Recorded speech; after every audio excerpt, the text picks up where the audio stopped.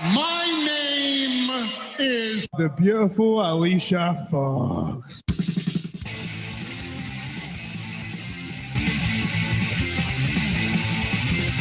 Spoke to you and said this, Bob, but my name's Billy. It doesn't matter what your name is. Loaded up with alcohol, more specifically vodka, whiskey, beer, tequila, more beer, more vodka, more whiskey, and more beer. He's gonna puke. He's gonna puke. He's gonna puke. He's gonna puke. 3 ain't enough now. I need 5. Welcome in Jim, Ryan, Matt, Tim, and intern Mark. And after tonight, none of you in this ring will ever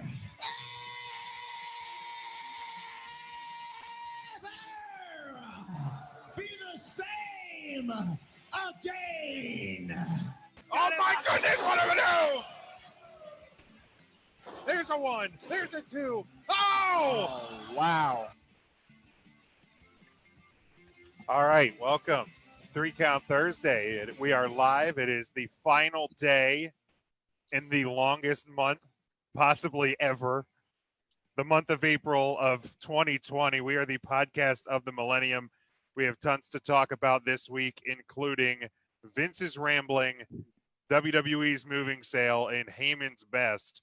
But first, we are glad to be with you. Make sure you check out 3countthursday.com. That is our homepage. You can also check out NGSC Sports. That's our home network. And as well as Leeb Sports. Ryan, that would be LEEIB sports.com. 100%. And also, if you go to our website, 3countthursday.com, you'll find our merchandise. You'll find our collar and elbow brand deal and much more. Again, 3countthursday.com. I apparently hit the wrong intro this week, but a little throwback touch to the most recent before the current intro, but that's fine. I like that one as well. So, I mean, and there's no turning back. Once you're live, you're live. So, no turning back on that one. We're live, pal. We're live, pal. If you're following along with us on the live video, please give it a like. Please give it a share. I don't know what happened to the old watch party things, but like mine doesn't show up anymore as being. Oh, there it is. No, I did find it. It just wasn't there on the initial homepage. So I started a watch party. Maybe you should start a watch party as well. Get as many people in here as possible on what has been a rainy Thursday in central Pennsylvania. Very rainy, very wet. But we are glad you're joining with us to close out the month of April, and hopefully we'll kick off May a little bit better than April was, and we can start getting on somewhat of a normal path. First off, let's start. Matt, what are you drinking? I think I ended the last show with a sip of sunshine, so I'm starting this show. But I do have a special one if Mark does show up. This is Hazeway IPA, and there's a nice little Yeti on there. Speak of the devil, and he appears. Just in time, Mark. This next one's for you. He's connecting to his audio. Intern Mark, how we doing? Hey, I'm good. I can hear you. Can you hear me? I can hear you. Did you see Matt's beard there? I saw it briefly when I popped up here, but I didn't see what it said. There we go. Look at the picture. It's more. Oh, about look at that. Picture. That's a beauty. Isn't that a beauty? Matt, that's wonderful. Where did you find that? Local store. I'll save one for you. I know you're not really a beer drinker, but hey, I can peel the label off for you. We'll make it on. You can put it on your skateboard. How about that? That'll be perfect. I'll do it. You know how I love to skate. Yeah, that's good. Intern Mark, did you make it to Roots again this week? I sure did. I made it to Roots bright and early this morning, or not this morning, last Tuesday morning. And so that is how many consecutive weeks now? Like, you're not letting even a global pandemic stop you from getting to Roots Market. That is correct. I did not let a global pandemic slow me down for getting to Roots Market. That was this past Tuesday was 302 weeks consecutively. Unbelievable. You know, we need to contact one of these local news agencies and get them to do a feature on one intern, Mark, because this is something. You're like the Postal Service. Snowstorm doesn't stop you. Summer heat, thunderstorms, global pandemic, nothing stops you from getting to Roots Market, the great farm market in just outside Manheim, Pennsylvania. James, there's no way that they would paint Mark in a good light in that story. That you're actually very, very true. That is a great point.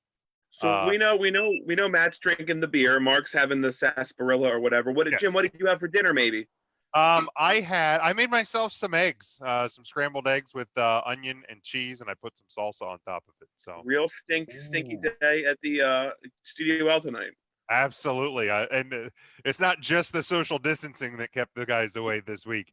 Ryan, how we doing? So you got your new Philly Fanatic Funko Pop there. It's the new Philly Funko Pop. Had an amazing dinner myself. Thank you so much for asking, Jim. I knew somebody who knew somebody who brought me up a little treat from the shores of Delaware. Oh, nice, delicious, the Grotto pizza, which was absolutely fantastic, just like Mom makes it if Mom worked at a Grotto pizza.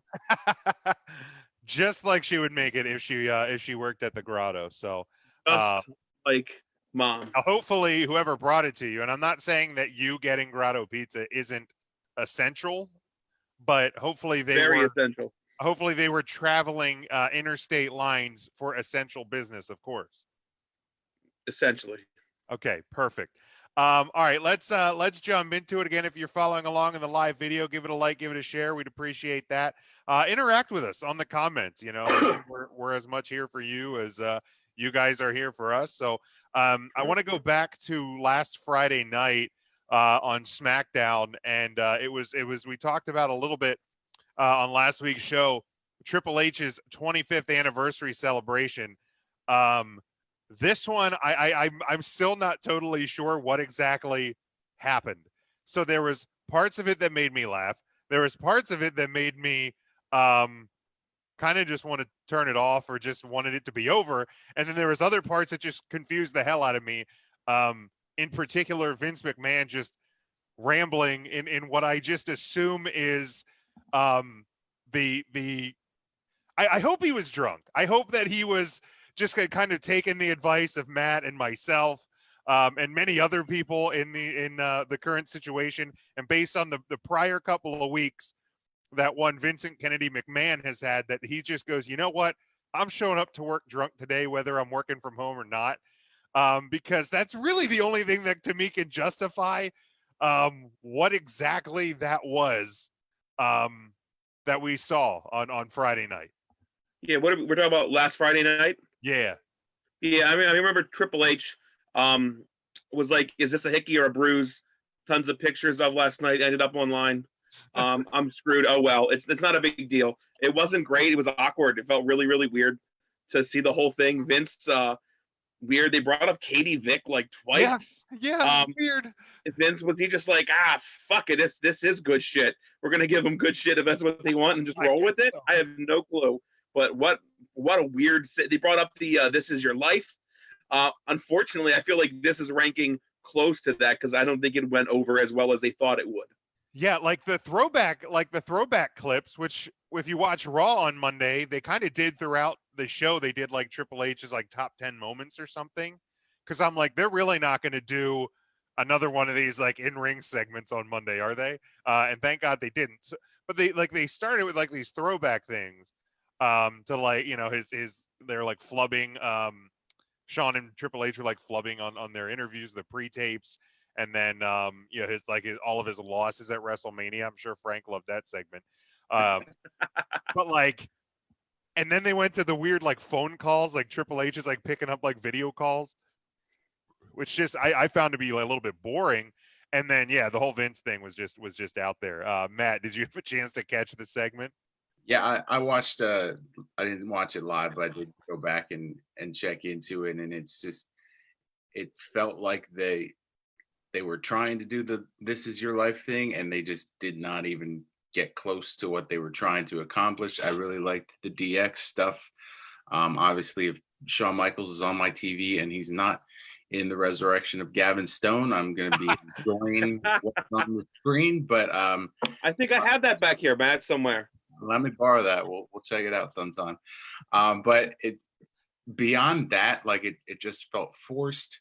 The Vince thing made it more awkward than it already was, which I didn't think was possible until it actually happened. And then I was just like, wow, like this is one of the staples of your company. You're trying to do something cool, and you just like you have all the time in the world right now to get this right, and you did not. Yeah, definitely did not. And we got a couple comments. Jordan, we will get to your discussion because we have your question about replica belts coming up a little bit later. So hang on for that. Intern Mark, did you have a chance to catch the segment that was to close SmackDown last week? You know what? I recorded it, but I didn't watch it yet. I was busy watching the 90 Day Fiance at that point. You love that show, man. Ridiculous. It really does. I really do. I'm completely hooked on the show. It's such a train wreck, but I'm hooked. Hey, it's like me and Total Bellas. You'll probably enjoy what happened on SmackDown. Yeah, actually, Mark, you might like it. Maybe you can. Maybe that'll be your. You can write a review for the website or something. Devin says here he goes that he thinks Ric Flair ruined it, and it was an awkward segment. Yeah, I think awkward's probably the best way to put it because even the interactions with Shawn and Triple H, which are usually pretty gold, it just seemed off. And I don't know if it's because I think the last week's episode was taped. So like I don't know if it was one of those things where they know they're not actually live, so like it doesn't have the same feel to it. I don't know, but yeah, it was a very weird segment to celebrate Triple H's 25 years with the company.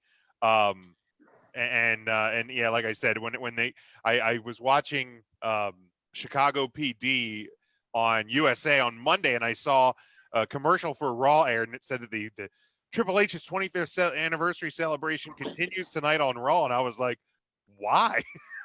Like, and it's sad because I'm like, as we discussed last week, like I'm a huge Triple H guy, and I always have been, but I'm like, I don't really need to see another 20-minute segment or whatever whatever the amount of time that it aired on SmackDown was going to end up being. But like I said, they just ended up running clips, which was a much better way to go about it on Raw.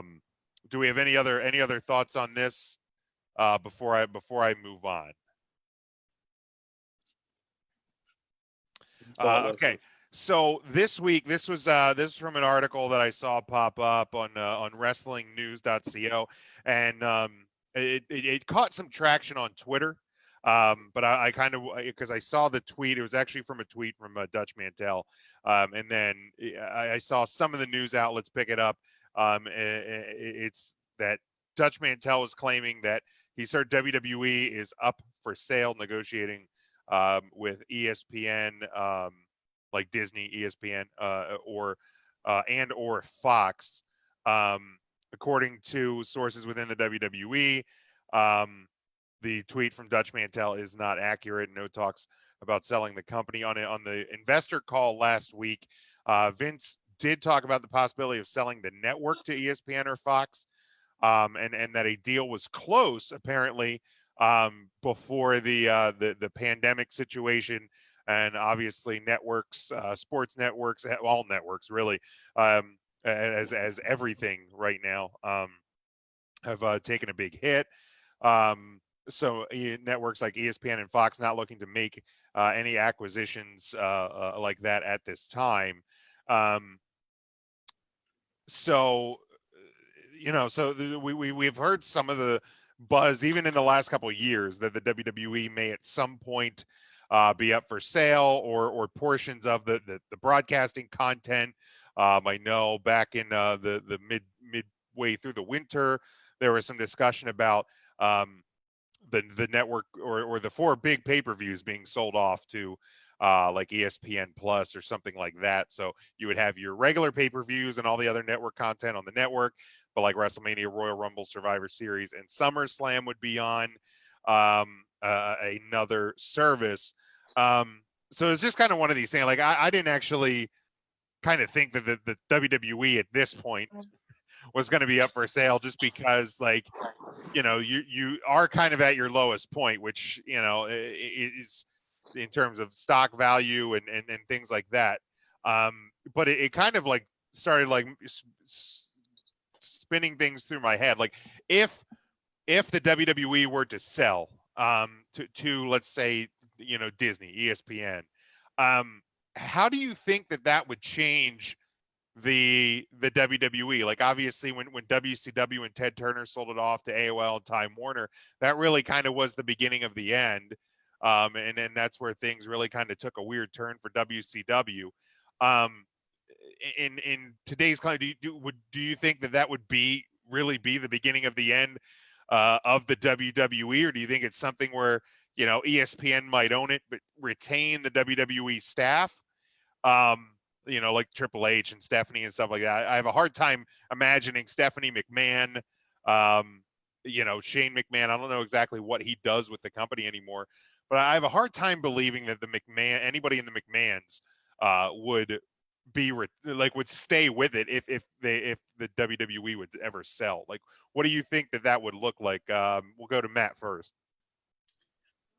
I mean, in that hypothetical situation, I mean, ESPN owned by Disney, Disney doesn't necessarily make those purchases unless they have a plan in place. And I mean, you know, you look at the last few big acquisitions that they've made with Lucasfilm and Marvel, they've retained a lot of people in those companies just because they have the understanding that they want to bring someone in that already kind of knows what they're doing to keep that as profitable as it can be. So it would be hard for me to imagine that acquisition being made without Disney having a plan in place to have the McMahons still be part of it, at least in name alone, if nothing else. But I mean, that could then open up a whole lot more. I mean, we've all always talked about the possibility of a brick and mortar Hall of Fame. We might actually see that if Disney would be the ones to invest in something like that.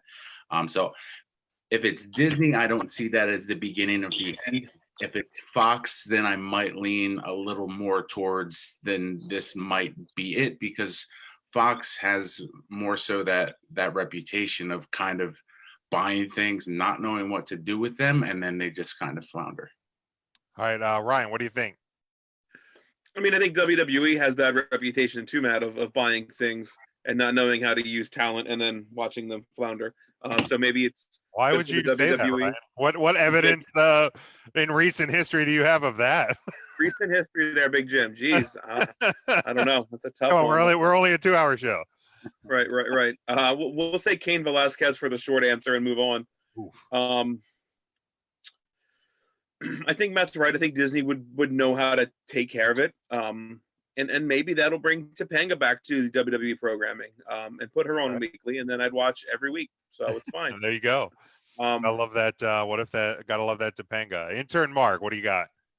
I'm trying to remember when Topanga was in WWE. That's been so long ago. Not back to WWE, back to wrestling. I meant to say. Well, I mean, to be fair, there was an episode of Boy Meets World that featured the late great Vader and Jake the Snake Roberts. So there is a Topanga tie. I mean, Corey and Topanga had her Sweet 16 dance in the middle of a WWE ring. Yeah. Well, that's pretty exciting. I forgot all about that. But it'd be pretty nice if I don't think WWE is going to sell or be sold or, whatever the case is. But if they did, if Disney picked them up, I'd love to see a WWE theme park. Wouldn't that be incredible? Like the possibilities are endless. Exactly. Theme park, restaurants, physical Hall of Fame, all of that sort of stuff. I mean, WWE restaurant could come back to Disney Springs, reinvigorate that. I know we all miss, that $12 hamburger with nothing on it. And the cold fries. Did I tell you guys when I was going through like boxes of stuff that I found a napkin, unused napkin from WWF New York, among my findings, as well as a magazine that I'm pretty sure, hopefully the statute of limitations is gone on that. But I found we found a box of magazines, WWF magazines. One of them had an autograph on the end. I think it was Terry Reynolds' autograph on the inside, and that thing found its way into my backpack. It was really weird. Probably worth a whole $4.15 these days. Exactly, and that maybe that's where the WWF New York, the downfall first began. That was supposed to be a giveaway. It didn't happen, and the rest is history. It's all gone. We can, if Disney acquires it, it could be renamed Ric Flair's Space Mountain. That is true as well. Great. Now you're talking. We have a comment here, question from Ringsiders. They said, what if Trump bought the WWE? He has the independent wealth to finance it, as well as a love for the sport, and of course ties to the McMahon family. I mean, I guess it's possible, but I think if the WWE would ever sell, I think they would be selling to somebody that already has some sort of established network and like broadcasting, like a broadcast home for it and stuff like that. I don't think it's a matter of just selling it to a to somebody with a lot of money. I think there's more, a little more to it. Trump has Fox News. He could put it on there. Oh, that's true. That's a great point. Let me dig you on that one. Do you guys know how my Trump diploma finally came in from Trump University? Oh my God, that finally came in. That is awesome. Congratulations. Paper. And it only cost you a small loan of $1 million, which is pretty impressive. Devin says he thinks if ESPN bought it, they would keep everybody, even Vince. So there you go. Frank points out Spengo was also a fan of Leo Rush. Absolutely. Right.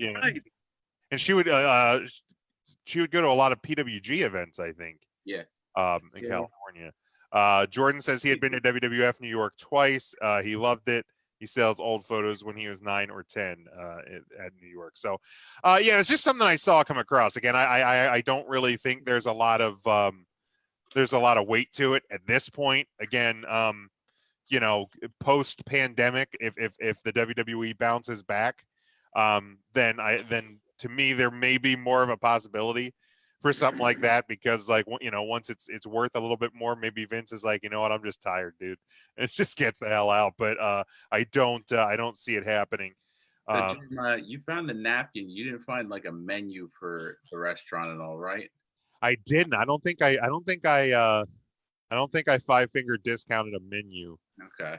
I wish I would have, though. In hindsight, I wish I would have taken a lot more from that place, because I don't think it was that long after we were there that it went belly up, if I remember right. Long after that. Very short. Shame.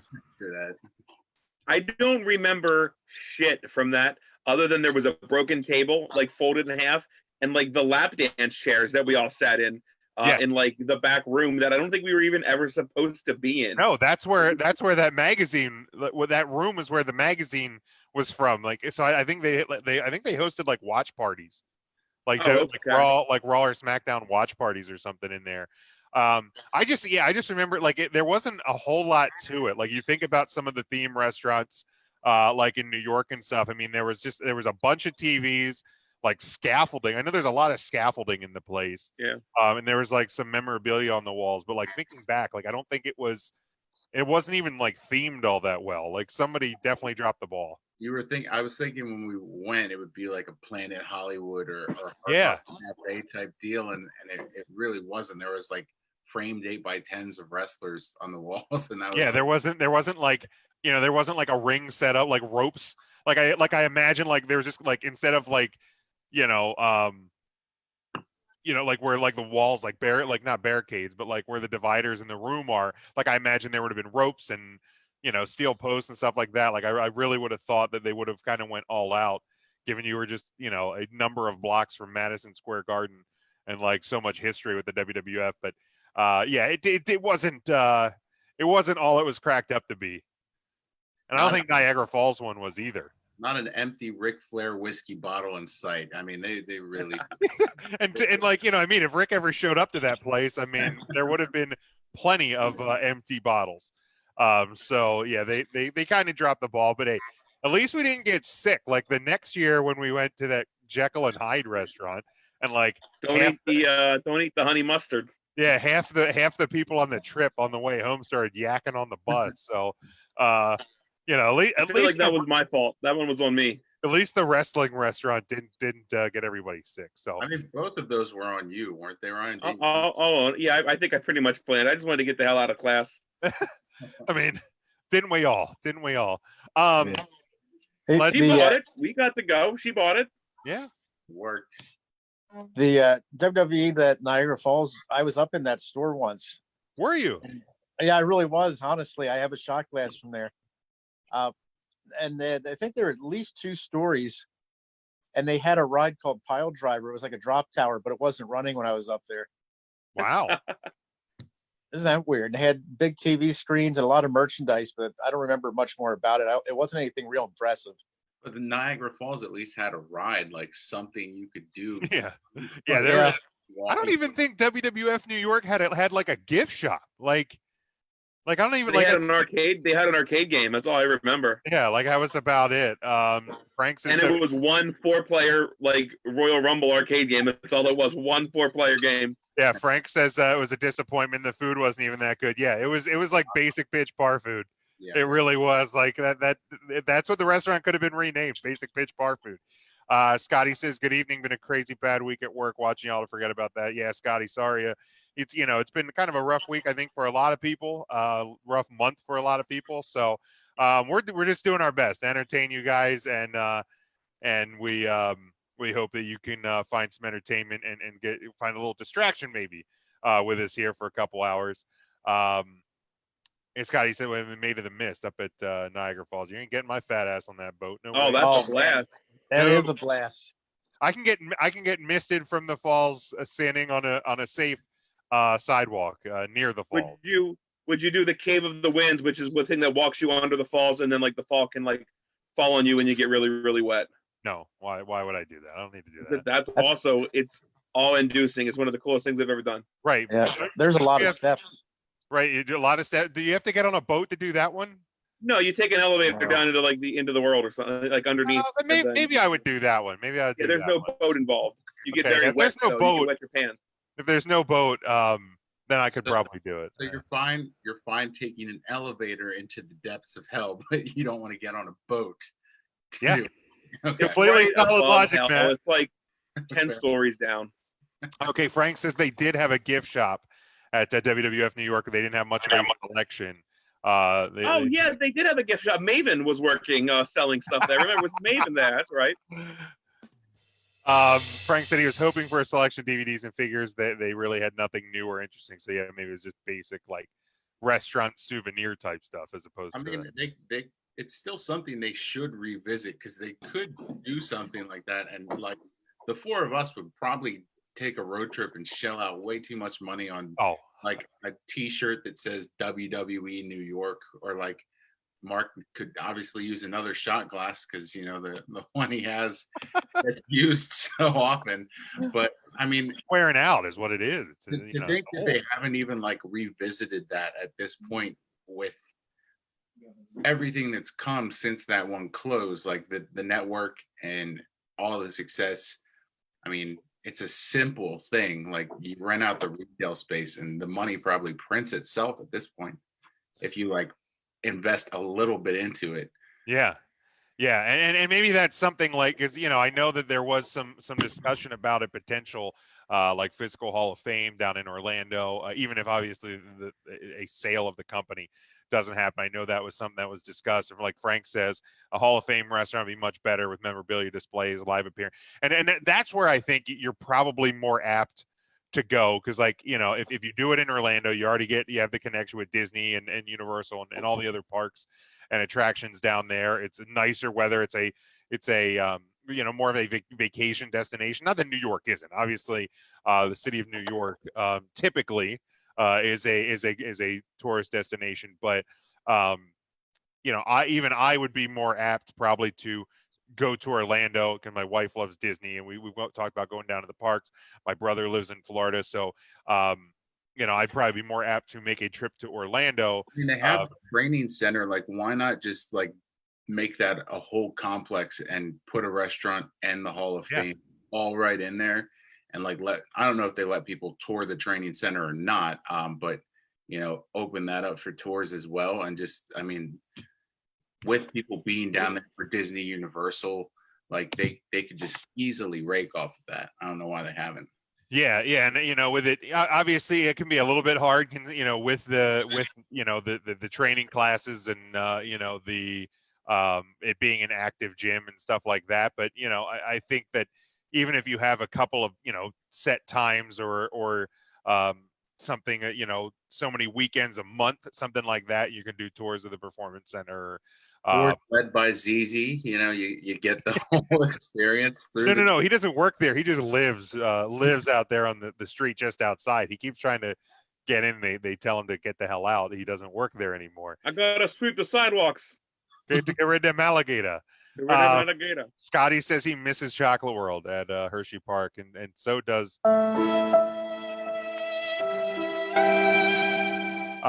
So that's for you, Mark. Any update on Hershey Park, Mark? Is it an indefinite shutdown, or when is the prospective open date there?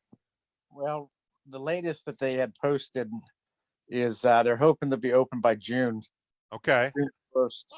So it went from May 1st to June 1st, but I don't know. I'm not going to hold my breath. Yeah. It's 1 month. I know it sounds like a lot, and if like I said, this does seem to be kind of the longest month ever.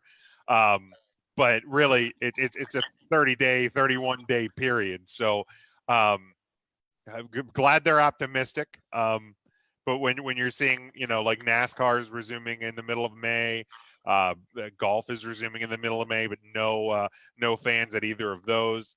The NBA, the NHL are looking at the prospect of when they might be able to return without a crowd. Like, I have a hard time believing that an amusement park would be opening 1 month from tomorrow. And I hope for folks like yourself, intern Mark, that are champing at the bit to get out to the great Hershey Park here in Central PA. But it's to me probably not likely happening. Let's get to when is that Bowser concert though? Are we going to be opened by Bowser, you think? Oh boy. Oh, I sure hope so. That's September, like mid-September. It's not officially announced, but I checked out Bowser's website and he has himself listed as being there. I think it's the 10th. It's a Saturday. 10th of September. So May, June, July, August. So that's a little over 5 months away. My God, Mark, I hope. I'm like, I mean, June 1st doesn't seem super likely, but God, I would certainly hope that by middle of September we could get the parks open, but time will tell. Now we did have I have an autographed album from Greece with Bowser because Sean Anna was in the back cover. That's right, they were. Isn't that exciting? So we had a question earlier this week. Jordan sent it in to us, and I'm going to tag it in with a question he asked earlier. He asked about if any of us are going to be buying. This is his question in the comments. Are any of us planning on buying the Triple H anniversary belt on the WWE shop? Yeah, I am not. That one's a big old. Much like that Brahma Bull belt. Those are ones that definitely, like we always saw pictures of the Brahma Bull belt and we're like, oh, so it's kind of like the Smoking Skull belt, but worse. So it's definitely one that probably shouldn't have seen the light of day. But for a fact that people are buying it. They're not going to put it on there if people aren't going to buy it. But yeah, they've been doing like the commemorative. I know, like the Winged Eagles, they did like a Shawn Michaels one, they did a Bret Hart one, they did a Hulk Hogan one, they did an orange John Cena spinner belt that is up there. Of course, that god awful Undertaker one. And then that now they have a mini one. You know, the little mini belts. They have a mini one of the Undertaker. So if you didn't spend $700 on the big one, you can go ahead and not spend $70 on the little one. But yeah, they have a Triple H commemorative belt. I think each section looks like the old the H cross, like the independent logo. It is just awful. It is just so bad. They probably, but again, people are going to buy it. But Jordan's question that he messaged us, Scotty says Brock Lesnar guy will buy the Triple H belt. He probably will. He's saving a lot of money on wrong ringside tickets right now. But Jordan says he would buy the Rock's belt. Hey, like I said, there's going to be people that buy it. I think it's heinous looking. But Jordan asked us, he sent us a message on Facebook. He said, for you guys, what is your most prized replica belt that you own? He said he's buying his first replica, the U.S. title. He's buying the U.S. title. So that's his first one. I have owned, in my life, I have owned the Big Eagle, the round eagle, like the Attitude Era title. I owned the Undisputed title, the first version.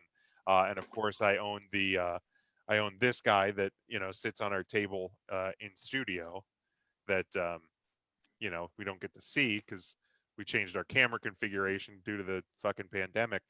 But I sold at one point in my life, I sold the other two. So if we're just talking ones that I own, it is the current WWE Championship.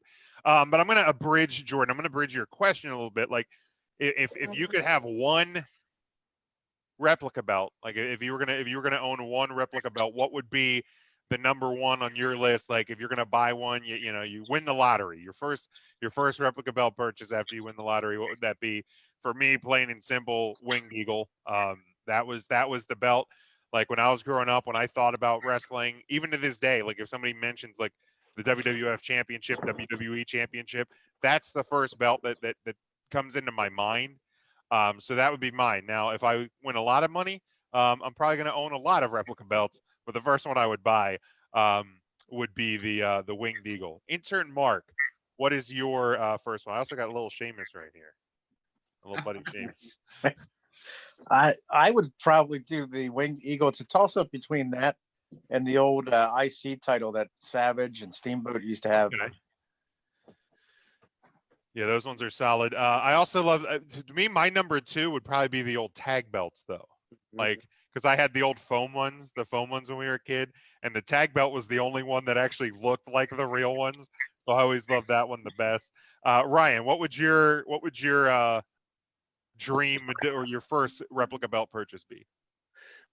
Yeah, I do have a few already. I don't display them. I'm not that much of a mark. I don't take them to wrestling shows. But I have the Winged Eagle and the Big Eagle, and then the same one that you have, the commemorative WWE Championship one. So I would probably I'd probably go for what Mark had said, the Intercontinental Championship, that old Steamboat Savage sort of era in IC title. And Jim, you're not wrong with that. With those '90s WWE tag belts, those are freaking sharp. So really I keep looking. Fandu belts they have one where instead of like the WWF logo, there's like, it almost looks like the Weezer logo, but it's in like the block letter style. And they're like thick ass, like, multi-layer plates. They also do like a crown instead of a logo. And I have looked at that because they do the classic tag. If you've ever been in a signing with Road Warrior Animal, I almost said Real World Animal. I don't know why I keep going back. Why do you do that? I don't know, because I love the Real World. I don't know. But I think the belt that he always has at his appearances is actually a Fandu belt. And those are pretty solid. Now, before we get to Matt's, Mark, Ryan, you guys say the classic Intercontinental title. You mentioned like the Savage Steamboat. Are we talking like custom with red WWF logo, or are you just going standard gold? I'm going the standard, probably black strap, gold plates. If I could get the old logo on it as well, the old box WWF logo, that's what I would want. I've actually dug out. I have next to me, my wrestling tote, because I never know what we're going to get into. But the big eagle that I have is actually on the blue belt. I don't know if you can see the blue. Oh yeah, That is that was the original. the blue belt release of it. It's probably one of my more favorites. But man, that winged eagle, it's just so classic. The whole look, it's so clean. The design, it's probably the perfect belt in my mind. Yeah, absolutely. Matt, what would your go-to, your first replica belt purchase be? So I'm gonna pen this a little bit more, because mine would be the winged eagle as well. We've already talked about that kind of ad nauseum here. If I'm looking like a current belt that they have that I would buy, I think the one that I would spring for first would be the NXT North America title they have currently. So if that would be my current one, but overall would be the winged eagle, because that is a flawless. Oh, that's a good question. Current belts. Devin says his one and only replica is the scratch logo, the belt that the Rock unveiled. So the original version of what is now the WWE Championship. And he said he would get the original spinner belt. I was never a spinner guy. I know I had a couple of friends. My cousin had a spinner belt. The thing was heavy as hell for a replica. But I never liked it. Like for Cena, it was one of those things. To me, that thing should have been Cena's smoking skull belt, and nobody else should have held it. Like it was. Yep. It shouldn't have been a title that was passed around. Didn't really fit CM Punk like at all. I always thought that, like, as he was holding that belt, like, man, they need to do something about that. Yeah. I always did like, once the Miz had it though, that he kept it from spinning, so it just stayed with like the M, like the W upside down. But man, in terms of current titles, obviously I'm not going to go with the current WWE Championship because I already own a version of that. And I would have gone tag belts, but when they took away the copper, then that broke my heart. I would have gone cup. No, I'm just kidding. Those things are just just freaking awful. Matt, not to copy you, but I'd probably go North American title. Because like, to me, the U.S. title's a dumpster fire. No offense, Jordan. I've never liked that that United States title. I would love to see them go with something similar to the old WCW United States title. And I like the new Intercontinental title, but like out of all the like, it's not a bad looking title to me, but out of all the belts that you could have redone, that was the one you needed to do the absolute least, because the classic Intercontinental style with the current logo was really good, but it would either be North America or the NXT UK title, because the NXT UK title's really solid as well. Ryan, what would you get out of the current titles? Without question, the Ring of Honor World Championship. Now, are we talking the pure title, like we've seen people carrying around the pure championship? If I wanted the pure championship, yeah, no, the Ring of Honor World Champion. Solid. Intern Mark, what about you? I think I'd go with the 205 live belt. The cruiserweight. I'd do the cruiserweight. Are you being serious? I like the purple look. I've always liked the purple too. Like that would be my second choice, because I think the purple on that like is a really good contrast. So I'm with you, Mark. That'd be my second option. I am stunned. I would have never. I would have never guessed that from anybody. Devin, what about that AEW Women's Championship? No takers still? Devin says the current belt he would get would be the North American title. That thing is that is just so clean. Matt, before we jump into some of the other stuff that I have, I think you may have a topic, a question. We don't have an official the 3 count question of the week this week, but I think you had something kind of bring to the question or topic here. I did. So I am curious to see what the three of you and anyone in the comments feel free to answer. Yeah, feel free. Why don't, before you ask the question, throw it. Let's get everybody who's watching along right now. Throw a share up there, and we'll get some more people in here maybe to discuss this question as well. So you share the video right now. Matt, go ahead. What you got? Yeah, so I just started watching The Last Dance. I put it off for a while because I didn't know if I wanted to commit to a 10-hour documentary. Are we talking the 10-hour Donna Summer documentary, The Last Dance? Or are we talking the? Yes. Well, no, Okay. that one I already watched. So this good. is I was going to say you should have already seen that. Oh no, yeah, years ago.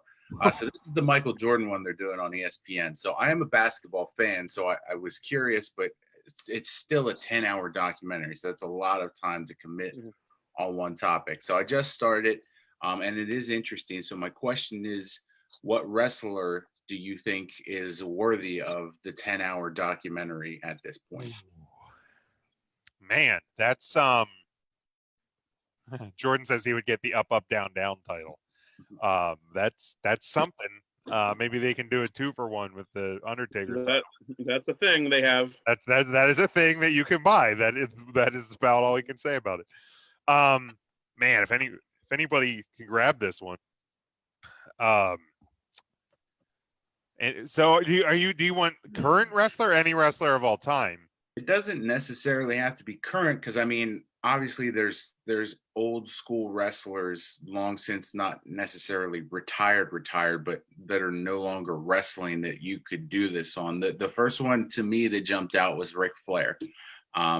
Just because I thought everything with not only just during his career, but now after, you can include what Charlotte's bringing to the table now, everything else. Sure. But that was the one to me that stood out of, like, if they're going to make one, I feel like Flair's probably their obvious first choice, but there's definitely other possibilities as well. Yeah, and I would hope that and imagine that if they were gonna, they would do it, because I think this the Michael Jordan one, that it's not just like a like a what do you call it? Like the WWE, when they do a documentary, they kind of pat themselves on the back, sort of a deal. It's not like a fluff piece. Like you're taking some hard looks at some things. To an extent, right. And I was listening to the radio today, and Ken Burns said, like, throughout the documentary, Jordan's been really hands-on with everything. So, like, how true of a documentary is it? Which is fair. So if we're taking like a full unbridled look at someone career-wise and beyond, I think Flair probably has the best story, Sure, and the best stuff you can. Maybe not the best story, I see, Ryan, but like, I mean, it has enough to Ric Flair spanning so many decades that you can get a 10-hour documentary out of it. I mean, the first one that comes to my mind is the Gobbledygooker. I mean, the possibilities for a 10-hour documentary on the Gobbledygooker. No, I think when you kind of posed this question to me before we jumped on air, is Hulk Hogan. And I know, like, because he started in Japan, and somebody's echoing. Who's echoing? Did somebody change something? But no, that got real bad. Hogan started in Japan and his time through WWF, and then the move to WCW, and then post career, late career with TNA, and the injuries and the divorce and Nick's accident, and I mean the career, and then obviously the incident with the Bubble of Love Sponge tape, and the return to WWE, and all of those sort of things. I think Hulk Hogan, if you can, and I think too, if you're going to make something like that, obviously you're going to want to garner viewers. So I think Hulk Hogan. Plug in. Sorry, guys. All right, what's going on? Something happened to Ryan. Woo, I'm back, folks. Okay, whoo. I was like, what are we getting up close view at here? It's good you're wearing pants this week. A nice cotton. I wanted to show you how detailed it was. There you go. Ryan, who would you like to see a 10-hour documentary on?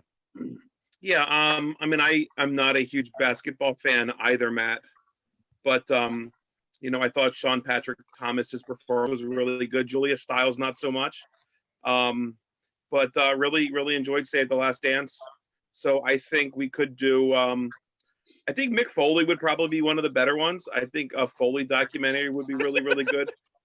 Through some of his stuff in Japan, the hardcore deathmatchy scene, ECW, WCW, WWE. The guy really has done everything. He can even touch on TNA career if it's done outside of the WWE.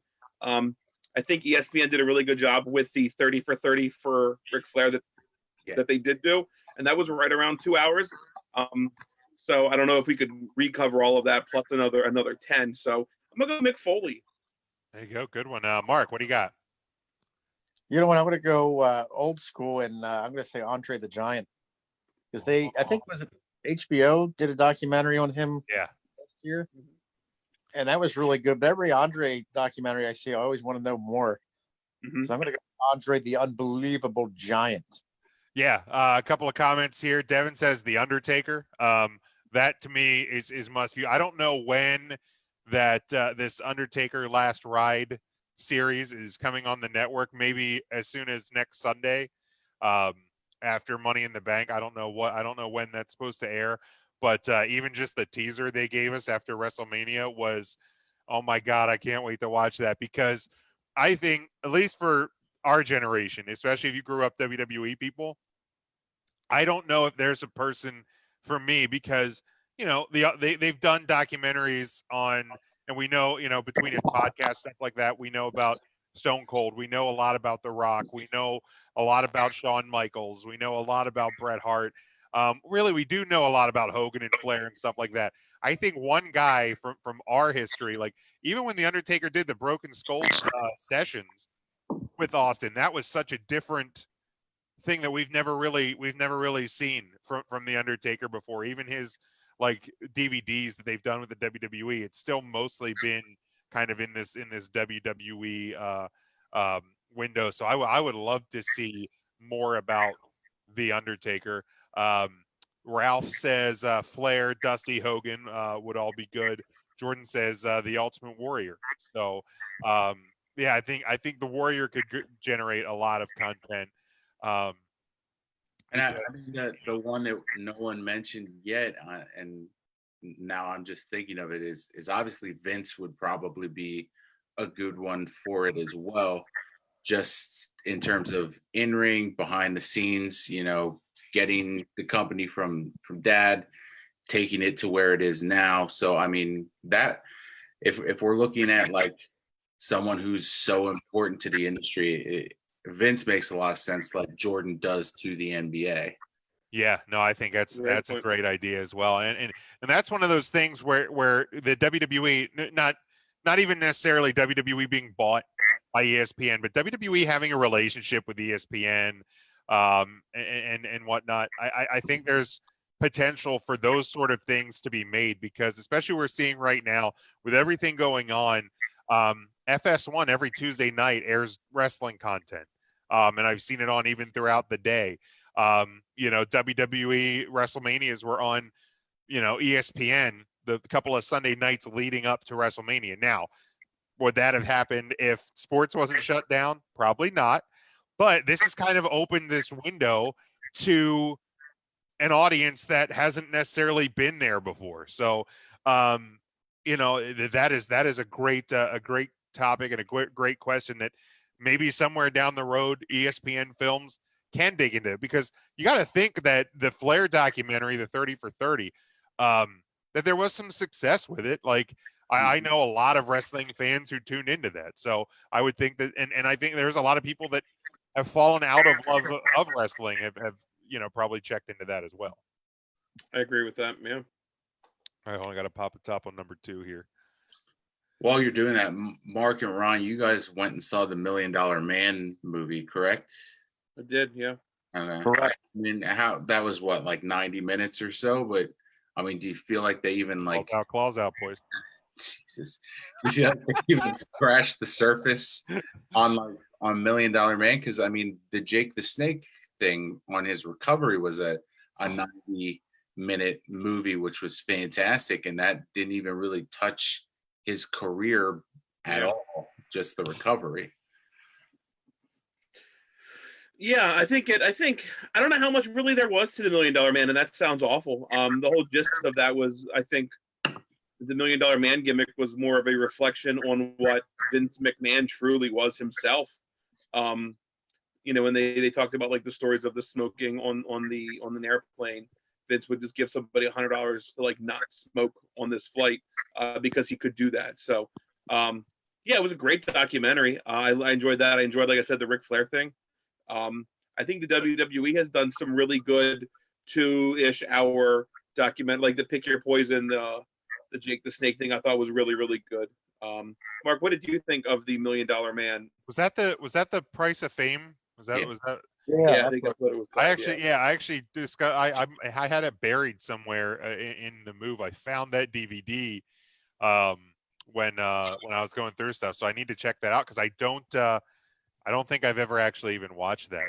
Mark, your thoughts on that film? Yeah. Well, I was a little worried about the price of admission being a little high, but everybody's got a price for the Million Dollar Man. Yay. There he is. So I thought it was very good. I don't. It didn't necessarily stand out as being one of the best documentaries I ever saw regarding wrestling, but still very good. He was extremely honest, and they touched on his son Ted DiBiase Jr. was on there quite a bit, and his family. So it was very maybe a little bit more personal than it was professional with him. At least I kind of my takeaway on it, which was still very good, but I don't remember it kind of blowing me away as one of the best I ever saw.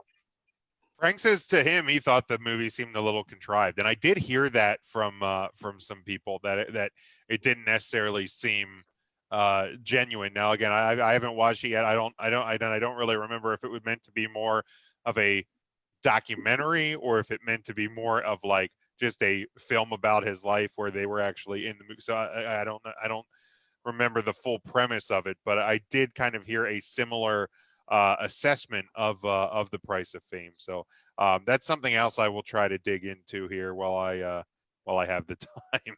While we're on that topic, what is your favorite WWE like documentary? If you went on the WWE network under like the documentaries thing, I know Punk did one. There is a bunch. Matt's going to retrieve his from his collection behind him. I may do the same because they're right over here. Oh, okay. Nice. All right. I'm gonna go get mine. You guys talk amongst yourselves. I will grab mine then as well while we're talking about this. Mark, you gotta paint yours or something. I have to dig to find mine. I really like the Self-Destruction of the Ultimate Warrior DVD, even though they buried him completely. But that was at a time when he was out of favor with the company. Yeah, but they tore him bad. Very interesting. I really like the Stone Cold one, but the only issue was like it was like 3.5 hours long, which was kind of my hesitation getting into this Jordan thing. It's so much time to dedicate. Like I put it on the network thinking it would be like the other ones on the so like 90 minutes to 2 hours, and then I'm at like hitting the 3-hour mark with Stone Cold, and we're just getting to him like breaking his neck, and I'm like, Jesus Christ, is this ever gonna end? Right. If there's one for me now, I want everybody to act surprised. Okay, can just act surprised. Wait, let me take a drink and I'll spit it out. There you go, perfect. Just let it drool down the side of your face. Oh no, not that one. No, it was the Heart of Gold, the Owen Hart That's one. a good one. That For came sure. out a couple of years ago. It was and again, I still wish that circumstances were a little bit different. It's a great one, Ryan. And I've watched that at least 10 times, I bet. I am so enamored by the story of ECW. They could do a 10-hour episode on ECW, and I think a ton of people would watch. I think so too. I do wish that like Martha and the family would have been involved. I can certainly understand why they were not part of a WWE production. But I thought the King of Heart or the Heart of Gold was really well done. Mark, did you say yours? I missed. Yeah, I'd like that the Self-Destruction of the Ultimate Warrior, but honestly, now that Ryan brought it up, Rise and Fall of ECW was phenomenal. I enjoyed that so much. That was great. Yeah, Devin says the Paul Heyman you know, my name is, or That's a really good one too. my name is. I think that was what it's called. That's Eminem. Yeah, but no, that one was really good too. That's one that I bought and had in the collection.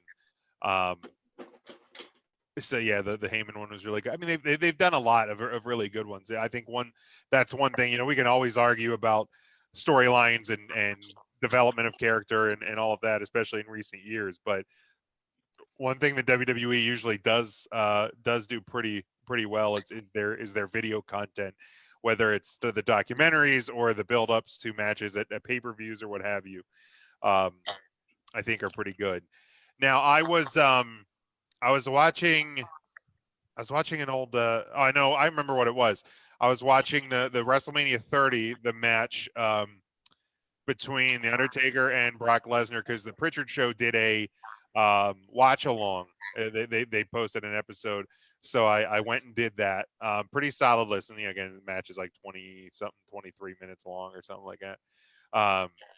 The match doesn't seem as long when Bruce and Conrad are talking through it, so it gets you through the listen a little bit.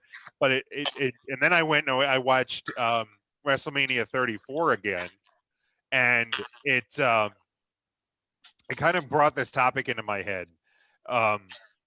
Obviously, WrestleMania this year was a extreme circumstance. Next year, it's supposed to be as of right now at the new SoFi Stadium in LA. But 35 was in an open air stadium. 34 was in a domed arena or domed stadium, the Superdome. The prior year was in Florida open air. Do you guys have a preferred venue for your WrestleMania? Like, do you prefer the open air, be it East Coast, so you're mostly at night, West Coast more during the day, or do you prefer things like the Superdome, the Georgia Dome, the Astrodome, like 17, like a domed, like an indoor stadium versus an outdoor stadium? Do you prefer one over the other? I don't have a preference. I would want it to be dark. So if that would be a Mania outdoors on the East Coast, that's fine. It was weird to see 31 and have so much daylight during the show. That was ready odd. to lock up. They're going like this. Right. Even WrestleMania 35 being outdoors, the pre-show was light pretty much when like the battle royals and stuff. That's fine. I don't care too much for that, but I would want the main show under dark. Okay. So now next year, if it does go off 333 days from now, at SoFi Stadium, most of it, or a good portion of it, because I think it's going to be an indoor stadium, but it's going to be like mostly glass, similar to the Viking Stadium. So I think you're going to have a good portion of it with daylight. Vikings, did you say? Oh yes.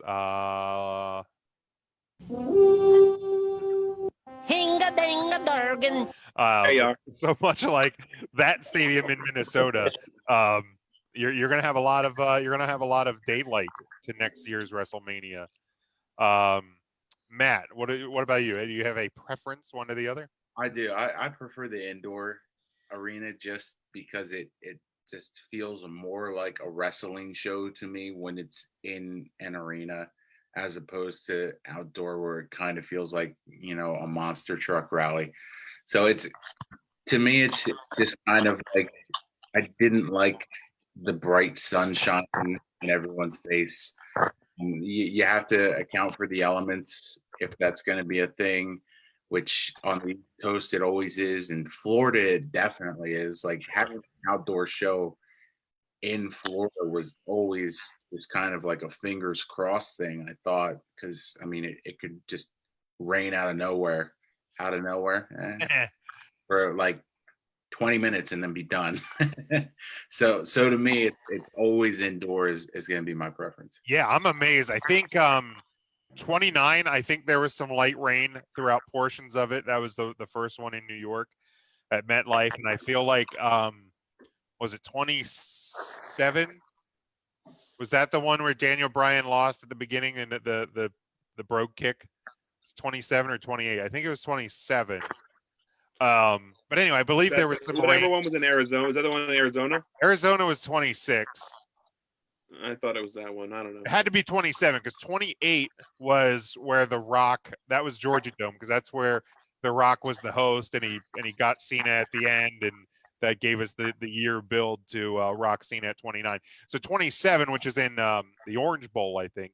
I think there was a little bit of rain at portions. Not getting the rings covered, but I think there was some rain on that one. Mark, do you have a preferred WrestleMania venue, indoor, outdoor?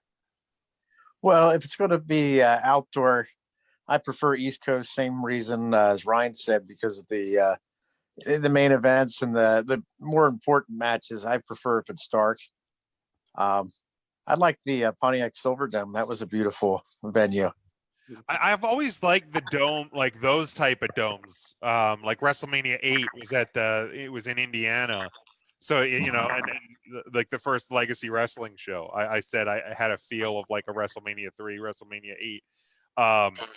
But for me, I'm with Matt. I actually like the indoor ones a little bit better, I think, because you get okay, so it was 28 was the one in Florida. That was the one where Sheamus beat Daniel Bryan real quick. Thank you to Devin. I double checked that one.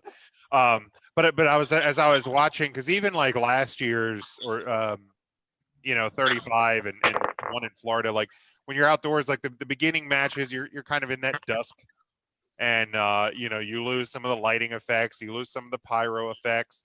If it's too windy, although it created a great moment when AJ Styles was facing Shane McMahon, of him standing in the wind blowing his glorious locks.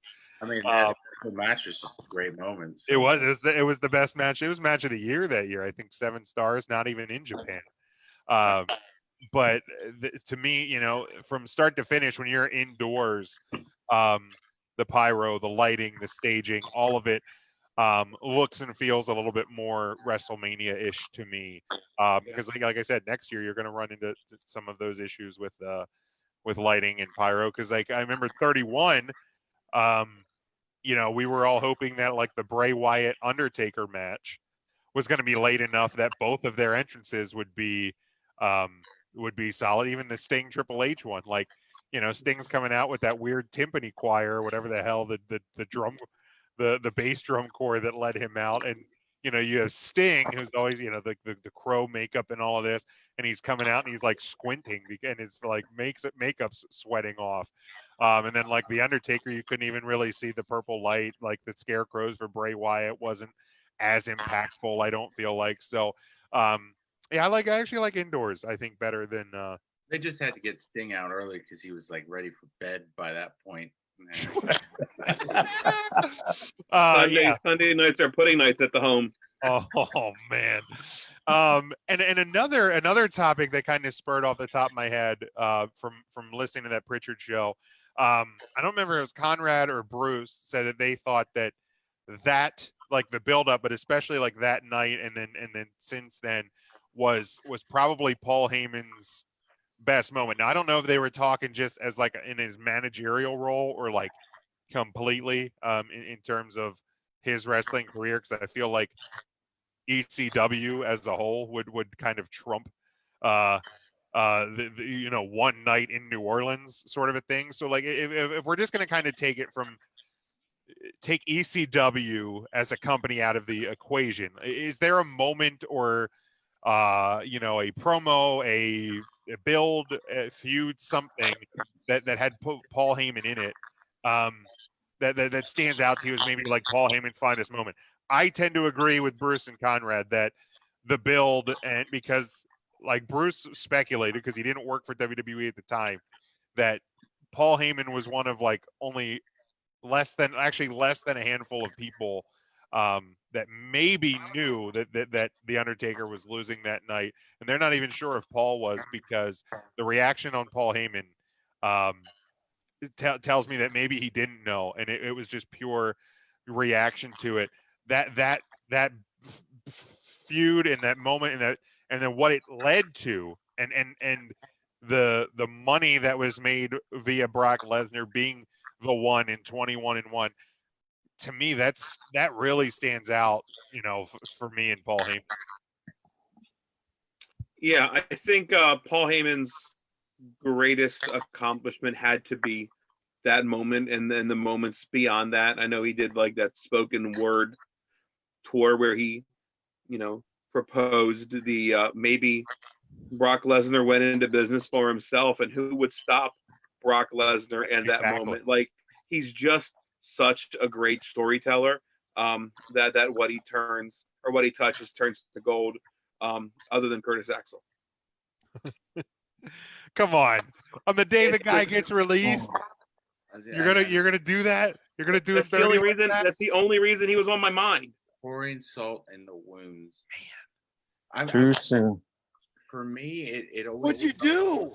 It always felt like Paul didn't know. Like just gauging his reaction on that, because I've read too that there's maybe like 4 people company wide that knew the outcome of that match. 2 of them being in the ring at the time, and Brock and Undertaker. So just gauging like the shocked like covering of the mouth of Paul Heyman always led me to believe that he wasn't even in on it, just so they could get that pure reaction from him. But I mean, the 21-1 thing and beyond, I mean, is that a bigger promo than the Suplex City Bitch promo? I don't know. But from that WrestleMania, I mean, I think we just saw him evolve on the mic to levels that we hadn't seen for some time out of a manager.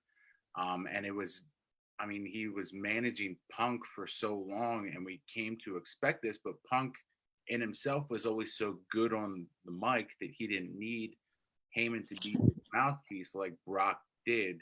So I think that just kind of led to this evolution of now what we come to expect from a manager. Because I think anyone coming up now that's going to be in a managerial role in the wrestling industry has such big shoes to fill, but they also are able to learn from someone who's just like taken this role and made it into so much more, like back from like the 80s 90s era of wrestling. And then there was such a drop off in managers until Heyman was managing Brock after that defeat at WrestleMania. Yeah, and I mean, we talk about the documentary, but My Name is Paul Heyman. We probably don't get that if it's not for WrestleMania 30. Like, because where would have Paul Heyman gone if Brock Lesnar loses that match? And Bruce and Conrad and Bruce kind of gave some insight, and I don't know if he knows this for a fact or not, but he said he doesn't even believe the referee, which I think was Lil Nate was aware of what the result was going to be. And if you look, and I trust me, I backed it up and I went forward after the fact a couple of times, and it's hard to tell because of the angle of the camera. But there does seem to be a slight hesitation on the referee to bring the 3 down. But and then Bruce said this, and it was a great insight to the wrestling business. It's the referee's job to count to 3. And we've seen that a couple of instances in the last year or so where there's been a clear referee gap, and not just in AEW. We've seen it in WWE as well.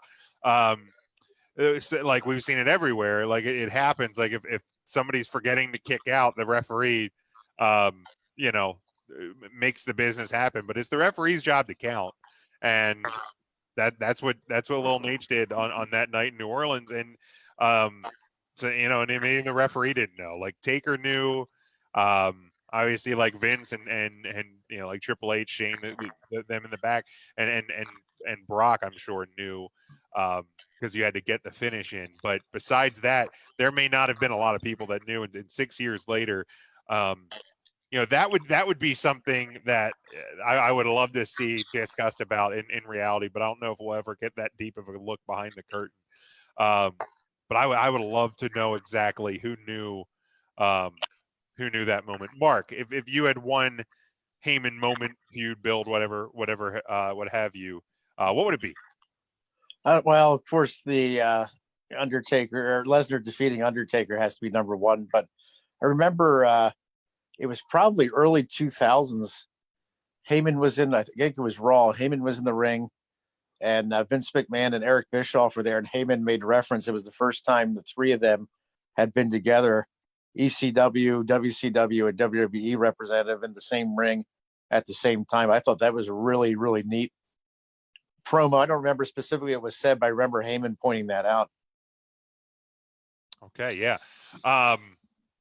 You know, so yeah, I think you know that, and it was such a pivotal, like it was such a huge moment, like in wrestling history. Like we always talk about some of the biggest moments in like Montreal Screwjob or Hogan slamming Andre, or you know the night Hogan turned on Savage to join the NWO.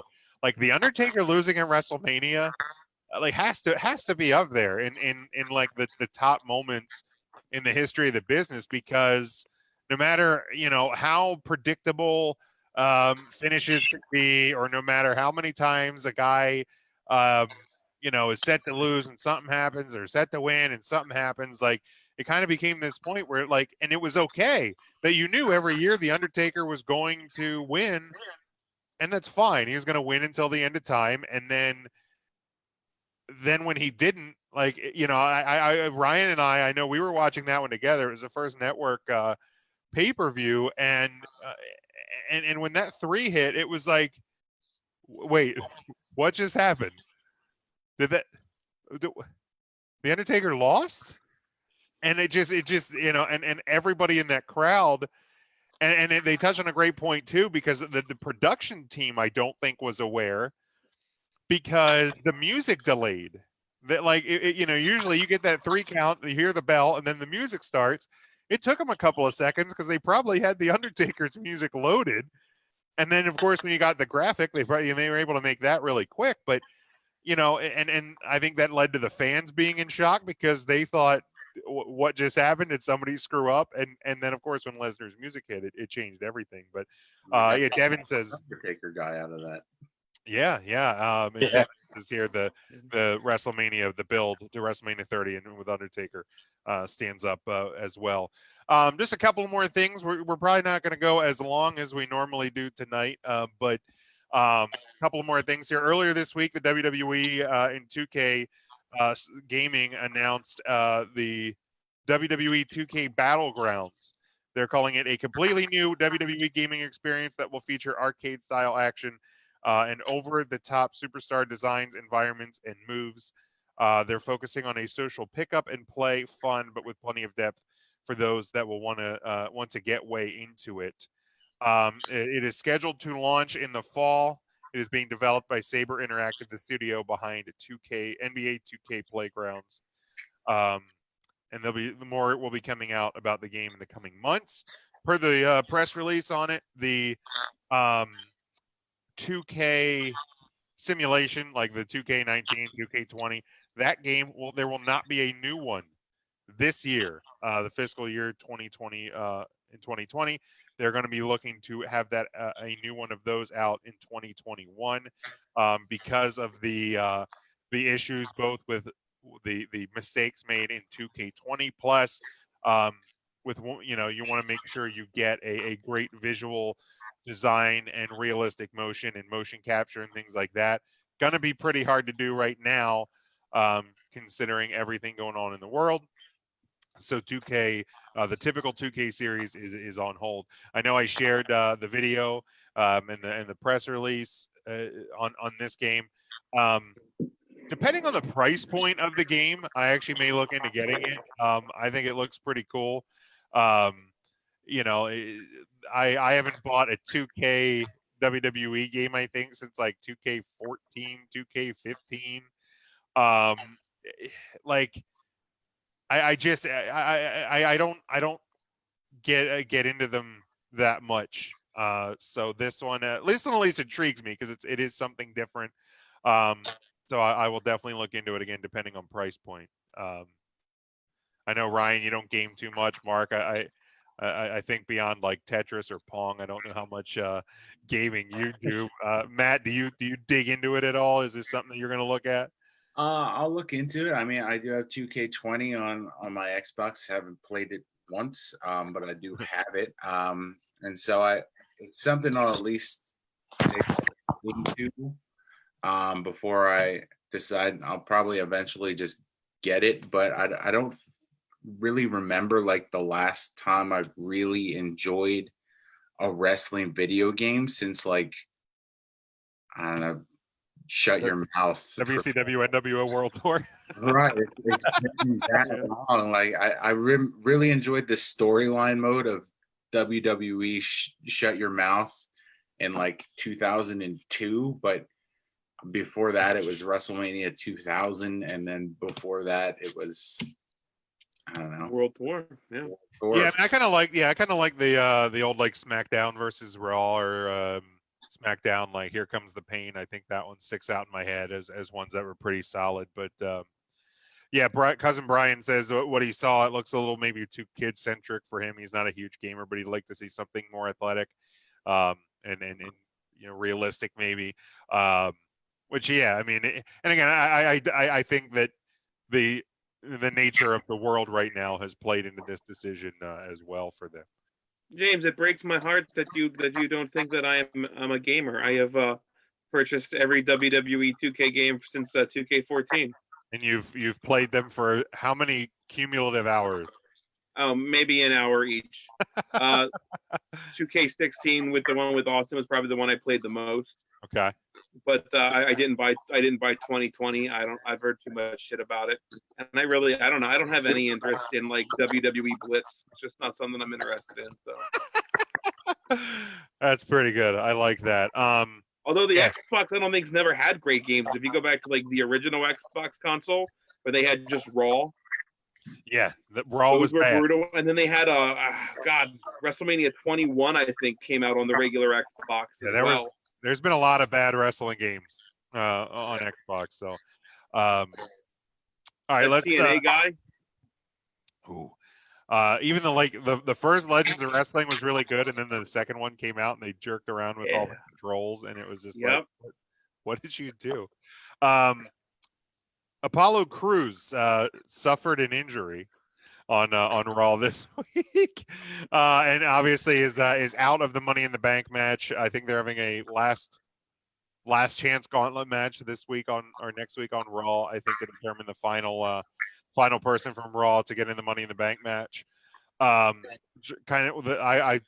actually went at it with a guy on Twitter. It's the first time I've gone at it with a guy on Twitter in a while, and I will say this: it felt good. It felt good. I felt normal. I felt like myself for a period of time. And he's like, "This is bullshit. I'm so done with the WWE disrespecting Apollo Crews." I'm like, really, bro? This is it. This is the moment that finally broke you. Apollo Crews getting pulled. Like it's not the numerous other clearly poor booking decisions. It's Apollo Crews out of Money in the Bank when clearly it's setting up a United States title win and title run for him. Like this is the hill you're dying on. He goes, well, they didn't have to pull him from Money in the Bank. I'm like, I mean, you're right, they didn't, but it kind of makes for a better story. He's like, well, what kind of fucking story is that? I'm like, well, I don't know. He's kind of a baby face, so it makes you feel bad for him that he lost this opportunity, and it makes Andrade look like an asshole because he's still kicking the guy when he's down, and and Zelina's laughing at him, and it sets up the return, and and then he gets to the final redemption, and he's like, oh, they didn't have to pull him for Money in the Bank. It's fucking bullshit. And I'm like, wow, I couldn't like. And maybe the guy's related to Apollo Crews. I don't know. I don't know the guy. He has a picture of John Cena as his profile picture. Maybe it was Apollo Crews, and it was just a burner account. I don't know. But I'm like, man, it's a basic storytelling. I thought it was really well done in terms of that story. Like I liked it. I think that's how you do it. We're getting to talk about Apollo Crews in a storyline in 2020. We haven't talked about Apollo Crews since 2018. How can anybody be upset about this? I don't know that we've even talked about Apollo Crews on this podcast since like he debuted, and he like, hey, Apollo Crews got called up to WWE. Right, that was it. I don't remember the last time we even mentioned him, or when we talked about how they looked like Apollo Crews and Terry Crews and made it into that's the last time. That might have been it, Matt. Yeah, that's that. the fact that he's been on TV for the last couple of weeks. He's now like obviously in a storyline. You would tend to think that at Money in the Bank, that that they're gonna talk about it, and it's gonna be talked about on Raw next week. Why is this last chance gauntlet match happening? Well, let's go to the videotape, and Apollo Crews was in the match and suffered the injury, and man, this really sucks. He had a big opportunity here. Yeah, it's basic storytelling, man. I saw it and I was just like, I gotta go. I've been really good. I haven't fired off on anybody in a while. I felt like this one was a good one. I even quote Welcome home, retweeted Jim. I quote retweeted every tweet. I felt like my old self again. Welcome home. Welcome home. All right, just a couple of news items here. 2 days ago on Tuesday, WrestleVotes account tweeted that they're hearing from a few different sources WWE is willing to grant a release to, quote, just about anyone who requests one. Basically, if a talent wants out, they can go. Will be interesting to see if anyone really does want out, especially during this uncertain time. Now, a few of the wrestling insiders have said that they've talked to people and said this is not the case, or that there are people that even if they ask out, will not get released. We saw obviously today Curtis Axel released. I don't know if that was a planned release, if that was a asked release, if that was just another cost cutting, given everything that's going on. But it's going to be interesting to see if this does hold any water, who may be potentially looking for their way out. It's been 2 days and we haven't seen anybody. Again, besides Curtis Axel released. So I tend to think that there may be not be much weight on this one, but if there was somebody that you would maybe think that, okay, if this is their opportunity to go, if this is truly the opportunity that they've kind of been waiting for, if WWE is like, look, if you want out, just we'll let you go at this point. Is there somebody that you would like to see go that could get there out at this point, Ryan? Nia Jax. Perfect. Intern Mark. Boy, that was quick, Ryan.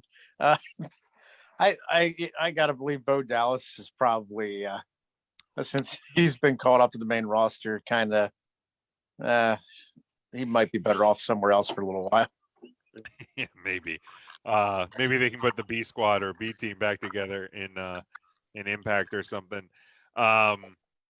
Yeah, for me, I don't know. Bobby Lashley. Hopefully, Bobby Lashley. There you go. If this is just his moment in time where he's like, I can get out, and hopefully, will find his way out. I think that you see that more than probably anybody. Yeah, maybe Matt. The question was, if there is actual weight to this, and I don't think there actually is, but if there is there somebody that you would like to see that this is finally their window, their big opportunity to just, I can get out, they're going to let me go. Is there someone you'd like to see go bye-bye? Someone I want them to release, or someone that I think can do better? Someone that if this is their window, that if anybody asks and they can get out, that you would most like to see ask for their release and actually get released. Goldberg. Perfect. Ryan said Nia Jax. Mark said Bo Dallas. I said Bobby Lashley, and you said Goldberg. So those are pretty perfect. Devin says Bobby Roode. Yeah, I would have no problems seeing Bobby Roode go. Go back to Impact. Be somewhere where people like you. Big fish in a little pond. This was from uprocks.com today. And I have seen the video since then. AEW is back to recording and broadcasting some live content beginning next week. Obviously, something that not only with AEW, WWE is still controversial, given that the pandemic is still still pretty strong nationwide, and in Florida where these events would be happening.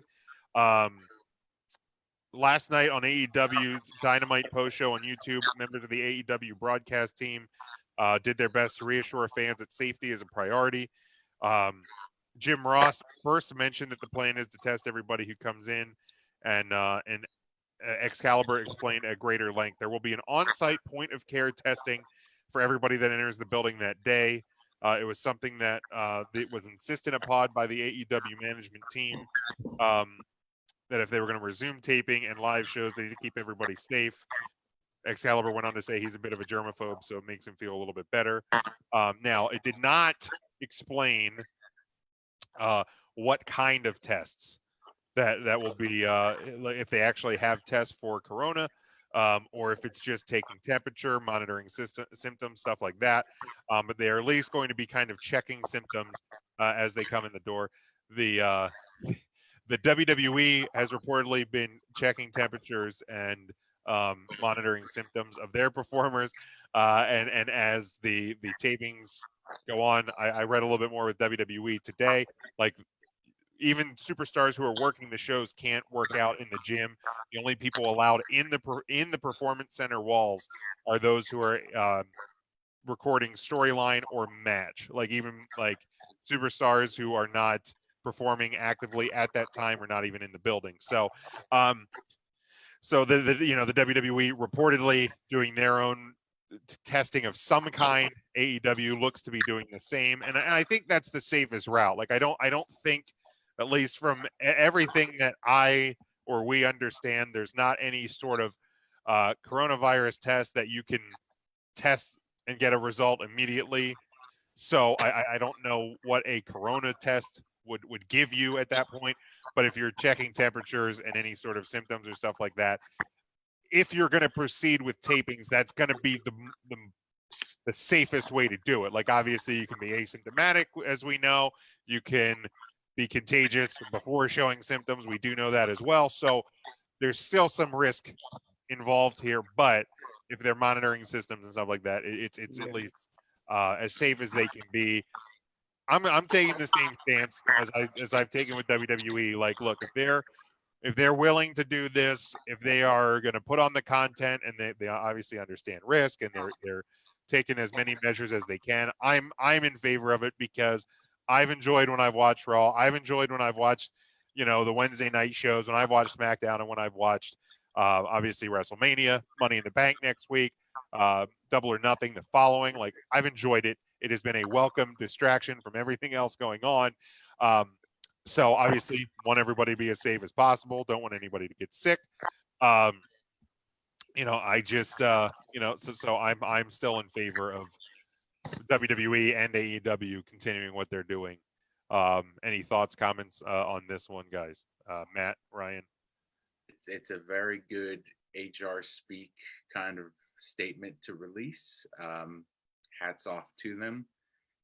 But I mean, if I'm worried about it, I'm probably just not going, and there's nothing that they can really say that's going to ease those concerns for me. Yeah, and I think both companies too have been under the same boat. I know AEW put a statement out there. WWE, but by all accounts, there's been a few superstars that haven't been at shows, that if they don't feel comfortable, that they're not there.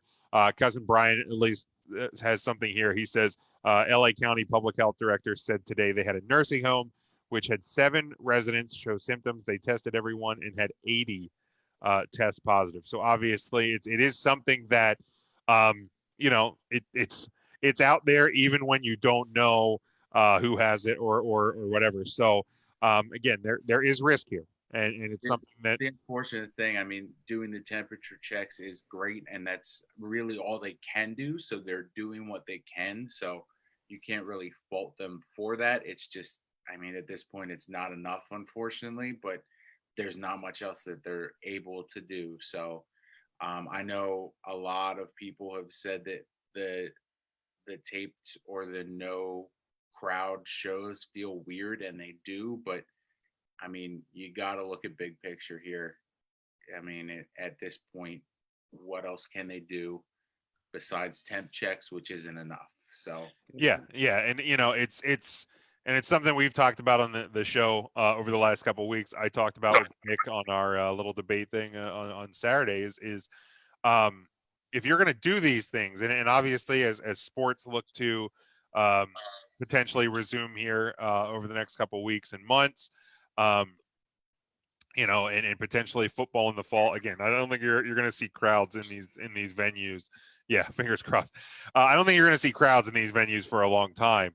And you're never going to be without risk whenever you're having any sort of event, even golf, where there's, you know, you're going to have relatively close contact between golfer and caddy. You're going to have, you know, you're never going to be without risk. And yeah, you know, this thing can spread when you don't know that somebody has it. And that's what the most important thing is staying in as much as you can. But again, if they're willing to put it out there, if they're willing to do what they can, you know, and I would certainly hope that, you know, the superstars that are going to be on both of these programs or any of these programs, when they're not at the shows, that they are, you know, that they are abiding by the stay-at-home orders and stuff like that. So they're keeping their risk of getting it as small as possible. Yeah, Brian, I agree. Asymptomatic carriers are the hidden enemy. Absolutely. But yeah, so, you know, obviously it's something that we'll kind of keep an eye on as the next couple weeks go about. Final thing here for this one was pulled from PW Mania a couple days ago. WWE has filed to oppose trademark applications from AEW's Executive Vice President Cody Rhodes. Cody had filed to trademark Slamboree and the Match Beyond back on Wednesday, November 13th and Tuesday, November 19th of last year, but they were just published on Tuesday, March 24th, 2020. WWE filed to oppose both trademarks on Friday, April 23rd. They filed for the standard 90 days to oppose the filing and were granted the extension. They have now until July 22nd to file their opposition. The reason given for the 90-day request are the potential opposer needs additional time to investigate the claim. Cody also filed to trademark the name of his father, WWE Hall of Famer Dusty Rhodes, on March 24th. WWE is not opposing that trademark. As noted last week, Cody had filed to trademark his former WWE ring name, Cody Rhodes, last on April 13th. The filing was done within 24 hours of WWE's trademark expiring. Slamboree is, of course, the name of a WCW pay-per-view that was created by Dusty while he worked for the company. The Match Beyond refers to the War Games match, which Dusty also came up with. WWE has owned the War Games trademark since November of 2019. So this is just kind of legal back and forth, not wanting your competition to be able to, you know, make money off of things that are similar to things that you do. It just feels like weird, but you know, WWE owned the trademarks from their business, and you know, it is what it is. I'll kind of try and keep an eye on it over the next couple weeks and months to see if these oppositions actually come through, if WWE just lets it die off. But yeah, we will see on those. Just something I saw kind of jump out there. I would tend to think that the WWE, if they have any claim to it, would try and keep the Rhodes thing, but it doesn't look like that's the case. Slamboree, I feel like they could let go. Maybe the Match Beyond, because you do War Games, you don't want you want AEW to have as nothing even close to War Games, because you do a War Games every year. But we'll keep an eye on it. Just something I saw pop off. That's all I have. I don't know if you guys have anything else to add this week. Nothing this week for you guys. Sorry. Nothing, Matt. I do a couple things. So you have a couple announcements I know I saw from your Twitter earlier. Tidbits here. We'll wrap everything up. So Woman of the Week this week is Debbie Keitel. I started that up last week again. So if you're so inclined to visit the Instagram page at 3 Count Thursday, you're a new woman in wrestling every week. Last night I did record an interview with Gabby Ortiz of Monster Factory and Women of Honor fame. So that will be dropping on Saturday at 4 o'clock. Good interview. If you were ever curious of who would win in a karaoke battle between Gabby Ortiz and Danny Cage, I know that's the question that a lot of you had. That question is answered on this show, so be sure to tune into that. Also, and let me pause it. I also, if you guys check out like Danny Cage at the Danny Cage on Twitter. I know the Monster Factories, they're having some issues with their landlord over there. And obviously with everything being shut down, they can't do training, they can't do stuff like that. Jump over there, check out some of the things that Danny Cage has posted, both Facebook and Twitter, because they are out of everybody that we've interviewed and had on our show over the years, possibly with the exception of anybody that has gone through the WWE window and has understand the professionalism that takes to go there. Anybody that has worked with Danny Cage in the Monster Factory has been number one at the top of the list when it comes to professionalism. And they've worked with us both at our time with LCW, KPW, at the shows there, and just guests on our program. Danny's been on our program. So many of his trainees. So please, and any independent company, like this is across the board too. If you have a local independent company, reach out to them, see how you can help them. This is hurting independent wrestling big time right now. But really, really, really, look up Danny Cage, look up the Monster Factory, because they absolutely need help. He's putting out some amazing offers. If you help them out now, the things he is going to do to help you in your career, in independent and in just professional wrestling as a whole. So please, please, please, check out the Danny Cage Facebook and Twitters to see how you can help them out. which it's funny enough you ask, because the one of the questions asked is if Gabby Ortiz was assembling a dodgeball team to win a $50,000 prize in Las Vegas to save the Monster Factory, which Monster Factory alum would she choose to be on her team? So tune in to the episode to hear all of those questions answered. This Saturday at 1 o'clock, we will be going live on Facebook. So a bonus episode this week for you guys. We did not get to record our Women's Revolution retrospective on Tuesday, so we're moving that on until Saturday. So myself and Ryan and anyone else in 3 Count, who knows who's going to pop up, is going to be there. Brittany Nicole, we got some guests from those Wrestling Girls podcasts, from Down for the Count podcast. Jess Waters Wrestling all the way over in the UK is going to be jumping in. So it's going to be a fun time. We're just going to take a look back. Is that going to be a Zoom thing as well? Zoom as well, yeah. Nice. So nice. we're going to record it if you can't watch us live on Saturday, but we will be live on Saturday just to take a look back at where the women's wrestling revolution started, which is already a debatable subject. So tune in to see when we think it started, and then our thoughts moving forward on that. But more interviews on the way for you guys. We got Stella Gray from Ring of Honor coming next week. We have Gypsy Mac the following week, and I'm in talks with more people. So we're producing more content. And like I said, every week on the show, since we're doing video, repping someone, Felicia Rose, friend of the show, two-time guest, went to some conventions with us. So no flips, just 50. That's her shirt. Go buy it. A little bit of the bubbly. Support indie wrestling and those who support wrestling, your favorite podcasters as well. We all have shirts at this point. Jim's selling cards still. You can ask him for those. I mean, whatever you guys want. It's the time to just support. Help people. Matt, where can they follow you on Twitter as well?